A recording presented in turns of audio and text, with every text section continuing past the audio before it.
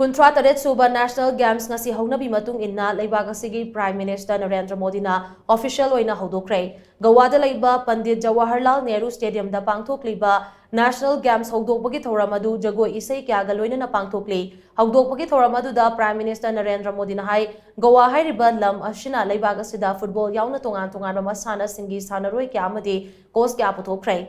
Mafam asida National Games pangthokpa asina National Games ki magun hangar halagani. Hauji pangthokliba National Games asi Indian na sana khonabagi lamda chauna mai paglakpa tangkak amada pangthokli. Chahi humfutara romgi manungda ahanba oina Asian Games ta Leibak asina chauna mai pakpo uba fangli. Masigi su mathakta hauji pangthokliba Asian Para Games ta su India gi sanaroi singna medal kya lobada natana mamang thakta leiramba record kya tugaiba ngamli. Masina loiba nate hauji sathariba World University Games ta su saruk yariba sanaroi singna anoba puwari ama samba ngamkhrabani. Asigumba mai pakpo sing asina maram oiraga National Games asida saruk yaba lakliba sanaroi singda achoba itilama piba ngamlagani. Masina miyamgi damak sana khonabagi lamda mating thokpa launchpad ama oiba ngamlagani. Mamang thakta pangthokliba National Games da thamlamba record sing chaliba sahi asigi National Games ta saruk yariba sanaroi singna soidana thugaiba ngamlagani hainaso